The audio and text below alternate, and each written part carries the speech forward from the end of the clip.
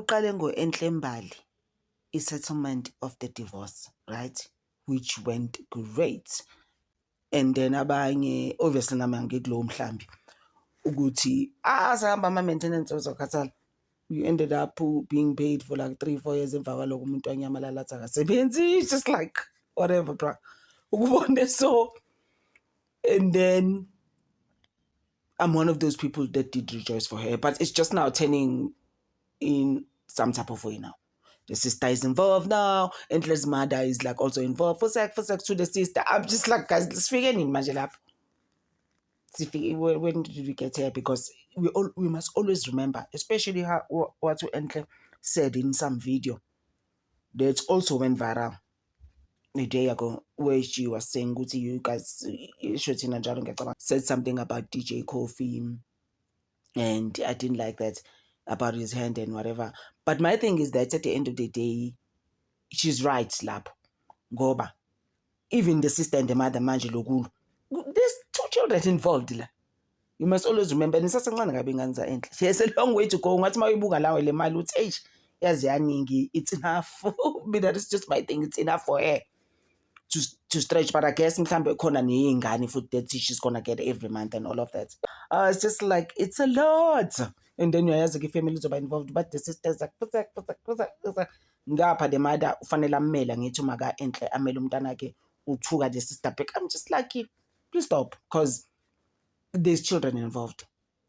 So now she was telling people off Enhle in some video that went viral, or she was saying, please guys, at the end of the day,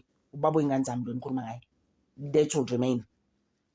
And ungathi Black Coffee la abantu vele who are ngizothi ngathi ngoba ngazi ukuthi wenza kanjani, but ngathi the type that's there for their children. Yes, he is a good dad, just as much as he travels a lot. He was dubbed a cheater. Jobu Enhle esho ukuthi hayibo ngahlala phela kulo mshado. Texas enjalo umuntu is now cheating. He's favoring. I'm just like, what are you even doing? Uthi ngahlala ngithathe ngibuka umuntu azozala ingane ezu2 outside. I was just like, uzongigulisa lo, let me just vamos, let me go, otherwise ngizoba nenkinga in life.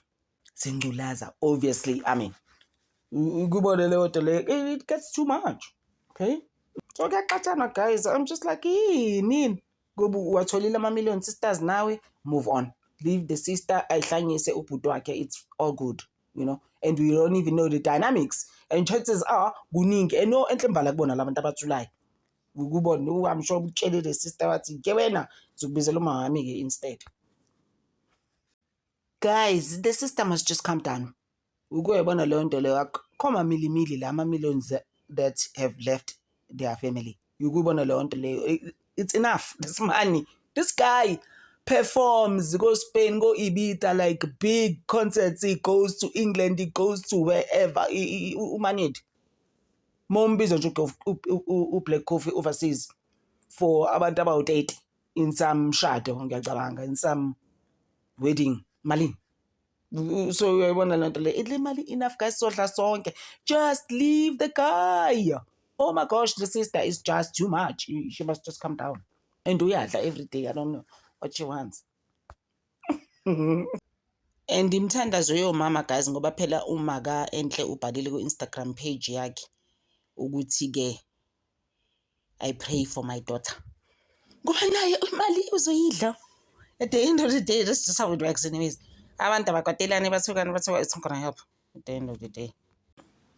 Wazi ukuthi uantu engane bamudonse bathela la wena sicela usincede futhi wena Enhle umeke sho ukuthi lo spend isikhathi nezingane. Oh auntie guys, what must happen now? Ngoba Black Coffee mine ingane uanti uzoyibona ingane. Guys, what are we even doing now? It's a lot. Ulungile usiska Black Coffee even posted pictures with family when they went on vacation with the new girlfriend. So people obviously are gonna drag her to filth and be like, when I should vele wamzonda uEnhle. From the beginning, awuqala ngamanje ngoba engasathanda no Black Coffee sisters needs to stop now. Ulungile, because honestly, there's 2 children here. Guys, and people forget that every time, all the time. I'm just like, listen, I don't want to be fighting using ingane. Please, Usister Lungile noHal back in 2016 wapostela on on a Instagram page ukuthi ke hey happy birthday Enhle, thank you for giving us beautiful children. Manje usuposta girlfriend lo wangale emazweni overseas now. Suposta yena usuthi family. So Enhle Mbali is not family, but she has children. Wathi thank you for giving us beautiful children. Namhlanje it's like hey ngifuna ukubaleka nemali kabhuti wami wena. Please. Guys, she's being balekeling with that mali. Because yakhumbula Enhle Mbali back in like I think 2014 now. Or mhlambe 13, just I can't remember, but around there kuyi-True Love eposta indlu yakhe engaphansi kwa-Hollywood lo bhaliwe. When are you gonna get there? Kuyibone leyo nto le. So I'm just like udlala Enhle Mbali has been chowing this money, guys, and she deserves it. Unengane embili no DJ Coffee, can we chow the money please with her? Sisters must just leave them. Just leave Enhle Mbali and be an aunt to the two children, please. Enhle Mbali is not a relative. At the end of the day, they're not blood bad.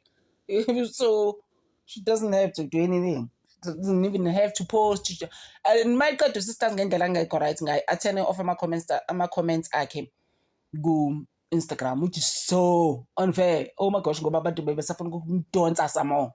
Wathi useke wena ngobhuti wakho. Please. Say deserve leyo mali. Yeah, so can you just leave us ngalo bhuti wakho lo sitshele ngaye until no Khanye Mbawo ke had a birthday 40th, right? So wazibonga ke wabonga uKhanyisile Mbawo, yamkhumbula lo wakudala wayekumuvango wayemnyama ebonga yena. Obviously you have to thank Loyo to be where you are. It's because of lo wakhanya. Uyibone le hoto le. So she was like, thank you Khanyisile Mbawo to the new Khanyisile Mbawo lo sewabamhlophe. Guys, ngoba the way thina esifuna ukuba light ngakhona, I just don't get it. Why? Like ukubona le hoto leyo. Why guys? Yazi mina the way I see it, guys, and angithi that's my opinion. Wena uphikisana noNkulunkulu. Yeah, uNkulunkulu wathi wena udark umnyama. But wena ufuna ukuba mhlophe.